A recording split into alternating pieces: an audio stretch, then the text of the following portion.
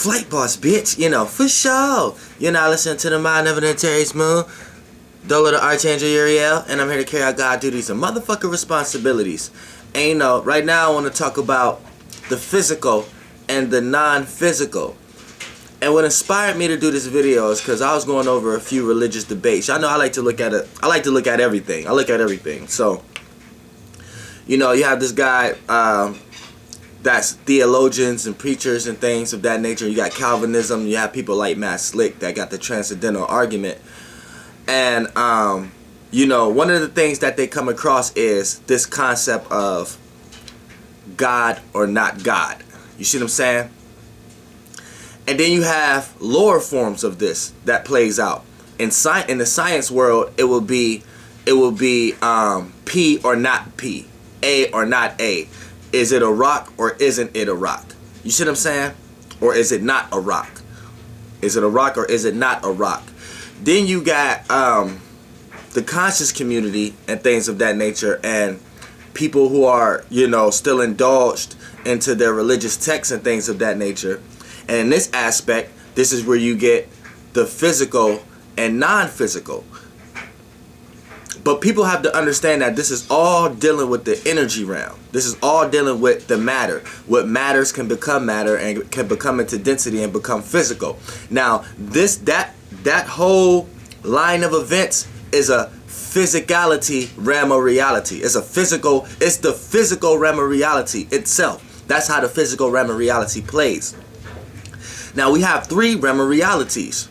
You have the spirit, which I will call the frequency, right? And the frequency body is your spirit body. You see what I'm saying? Now, based upon the other spirits and things you was relative to, will correlate to a lot of different other things. You can go to my other video. But based upon you having your own idea about the astral travel that you're having, that automatically puts you as a soul, because now you have an individual spirit. A soul is nothing but an individual spirit.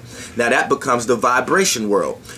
So you was birthed in the spirit world. The spirit body controls the soul body, so it can experience the realm that it's created.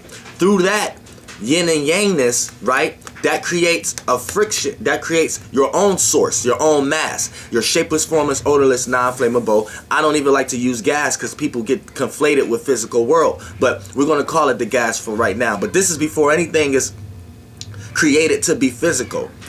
Then, with that portion of you, right, your interactions and the frictions that you cause between the astral travel and the elements that you're going into is what cause light, what cause sound. That creates sound. The relativeness that you go into with the other friction of the space that you're going into creates sound. Sound condenses into light.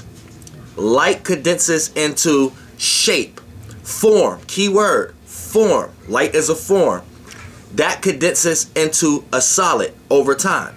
Into the more density it has. Now that process is the matter realm of reality. Based upon the light that get emitted from the two sources coming together, that creates the physical realm of reality. So sound is the highest dense, highest form of a body. Light is one of the highest dense, highest forms of a body. So your spirit, your conscious, is connected to the unseen realm. So your spirit controls this body. So it's like your spirit controls your soul controls your physical body. That the body that you can inhabit, that you created for yourself. Based upon, you can get into my other videos. Now, when you go in that physical form, now that's all in the physical realm. So just think about it like this. A spirit that's pure, a high consciousness spirit, is powerful enough to take the body, to take the form of sound or light or circumstance and situation that you could be consciously aware of, right? And reason why, because they're not in density, because these spirits, they're looking for experiences. So they don't have experiences yet. So these experiences become water, vibrations. You see what I'm saying? And then that's what could make them, entice them to take a body. So the sound is the first form of a body that could become into density. So that comes straight from the energy realm. A dark spirit, a conscious, is what control all things physical. So this is where we have a confusion with science, religious people, and the conscious community, right? They would take the physical realm, right, and take the less dense, the less dense, the lightest light. What's the word light come from? Light and weight. The lightest, less dense thing from the physical realm, and then they will attach the spirit to that. Was that's truly being too blurred in religion, or being too scientifical, or you see what I'm saying? You're losing the perspective. We know these are bodies because your spirit controls your soul. Your ideas and thoughts control how you feel and how your emotions is. Now your soul body created this physical body, and it controls the physical body. So your emotions and your feelings and your cause you and forces you to express it in some type of way. So your soul, your vibrational body. See, I think spirit and soul, those words is confusing people too, because of what they think these things mean based upon their religious talks. You see what I'm saying? Then your soul vibration body controls this body, because your feelings and emotions actually controls your actions and what you're determined to do, right? And now you have a fourth dimensional body. You have a social media page, a social media personality. You see what I'm saying? You got social media things. You have a phone number. You have a social security card. You have a social media page and things of that. Now that's a fourth dimensional body that the physical body create. Then once you get into that, you're going to start creating shit like virtual reality. Then once so many years go in that world, you're not going to know what's reality and what's not from that perspective. You see what I'm saying? Then you're going to be somewhere thinking these are one and the same, and you're controlling 4 different separate bodies. You have to understand where you're at so you could perceive it. And this is another thing also we have to understand. Things are not what they are. So when you listen to people and they say things like, okay, this what this mean. Oh no, this is this. This nothing is anything. Everything is like something. You see what I'm saying? So when you making hypothesis or things of that nature, this is what scientists need to understand also. When you're trying to say something, you're not supposed to say, okay, no, this is this. No, this is like that. Like you'll have people saying, okay, life is a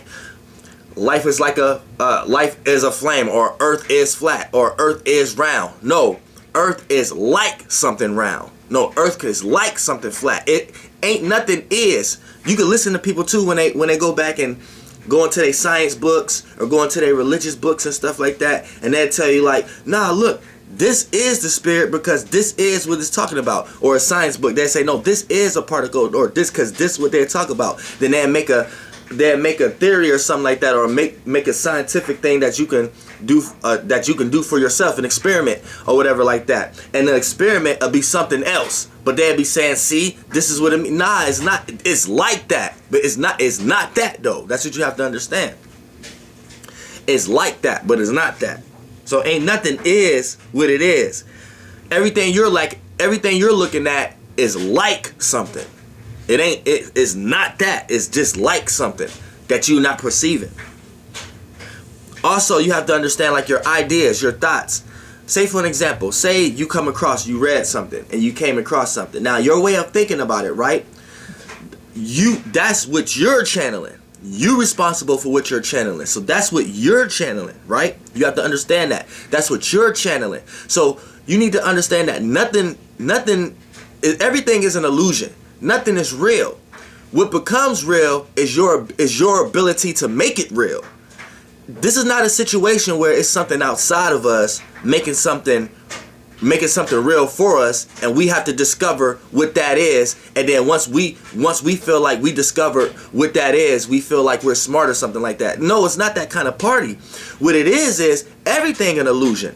So whatever you choose to channel, and whatever programs you choose to add on, whatever you're channeling, it's your ability to make it real. You see what I'm saying? Now, if you don't have the ability to make it real or gain any type of attraction to it or gain some type of attention to it, then it's not real. You see what I'm saying? That's the only way it's not going to be real when something's real. It's not a situation where we're looking at something and everybody have to figure it out. No.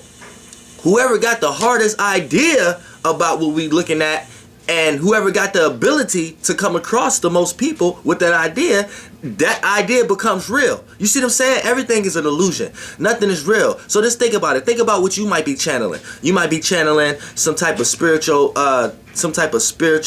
walk, or you might be in some type of religious, or you might be in some type of atheist thing. Whatever you're channeling, whatever ideas you're getting from whatever you're channeling, remember, you channeled that, right? So whatever, you can make sense out of anything. You can make sense out of something that don't make sense. This is what people have to understand. You can make sense out of anything, because everything is an illusion. Now, your ability to make it make sense, your ability to make it real is what counts. And that's what people don't understand. You see what I'm saying? It's not a situation that you shouldn't be somewhere frustrated because somebody don't understand something. No, what you don't understand is everything is an illusion. Your ability to create the understanding of it is what counts. So now you have to retract and start to learn what you're actually channeling now. And be like, damn, do I want to channel that? Do I want to go there? Is this something I want to create? Because that, and whatever you're looking at, 9 times out of 10, is something that's created outside of you. See, people just don't understand how to look at something from clairvoyance, 100% clairvoyance. Now, like I was saying, the frequency realm has a frequency, vibration, energy.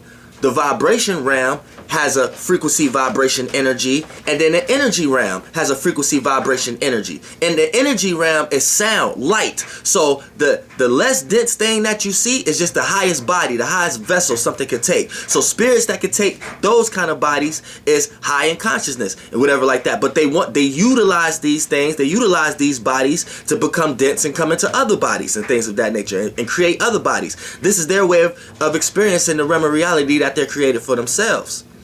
You see what I'm saying? So when you're understanding it from that perspective, this is how you know the physical realm is not attached to the spirit realm or the soul realm, because you could be emotionally hurt, but you wasn't necessarily physically hurt. You see what I'm saying? And this is how you know it's a frequency. So they're separate. But you control these bodies. Which one? The highest one is the spirit. And this is how you know it's a frequency vibration with each one. Because this is how we determine if you got high spirits or low spirits, aka high ideas or low ideas, or medium ideas that you're consciously aware of. We can't physically weigh those, so they're not part of the physical realm of reality. Boom. Then when that goes into your soul, as you trying to experience those ideas as an individual and impact emotions and feelings around them, right? This is how we know if you're vibrating high or if you're vibrating low. You see what I'm saying? Or vibrating with balance. See, it's a frequency, vibration, and energy. If you're vibrating low, that means you heavily condensed. You got a whole bunch of water, aka a whole bunch of experiences that's dragging you down and make you get into patterns. So it always make you down. It always make you upset, right? But we can't go weigh your emotions. See, it's separate from the physical realm. So then look, when you go to the physical, and then now in the physical realm, as those two realms came together as a body, it's like the two spirits came together for you to create, for you to be birthed as a soul. Two of those came together for you to be birthed as a physical, and go into a physical sound, which condensed into light, which condensed into physicality, which is the body. You see what I'm saying? Now, you could be physically hurt. You see what I'm saying? Now, this is why you have to decipher. You can't, when you say physical and non-physical, do not correlate that with spirit, because spirit is correlated to the frequency. So that's one and the same. That's almost like saying something is light and not light. And the average person would be like, well, if it's not light, that means it's dark. No, that don't mean that. It's two different things. That just means something light or not light. If it's not light, that just means it's not bright. That ain't got something to do with darkness. You could see something in the light all day on a piece of paper. If the pen ink wasn't bright enough, you're still not going to be able to see it. That ain't got nothing to do with light. You see what I'm saying? So this, when you say light and not light, you got to really understand that. So when you say physical and not physical, that's part of the physical realm of reality. So don't tie the spirit to it. The spirit, what you have to say is, in the spirit realm, you would have to say, is the spirit frequent or non-frequent? When we talk about the soul, you would have to say, is the soul vibrant or non-vibrant? It's a vibrant thing. You know, it's a vibrant thing. Y'all know that Q-Tip song? You know what I'm saying? That song is, go listen to that. It's all about women. You see what I'm saying? But for the most part, yeah, for the soul, you would have to say, is it vibrant or non-vibrant? That correlates with vibrations, your emotions, your experience. You know what I'm saying? And then when you get to your physical, that's when you have to say, is it physical or non-physical? But that's all in the matter, the energy, the physical realm, things that can become into density. The more experience and weight that's added to it. But the spirit, the conscious, is truly not a part of that. Same way the soul is not a part of the spirit. The soul is an individual spirit. So it's like a piece, it's like an offspring. You have to get born into these. Same way you have the spirit body that control the soul body. Then your ideas control your emotions. You have the soul body control the physical body. Your emotions control your actions. Now we get in the fourth dimension. You have the physical body that's going to control the fourth dimensional body. This physical body control your internet page, control your internet stuff, control your social security, control all that kind of shit. You see what I'm saying? It's simple. Flight boss, bitch. Goddamn air.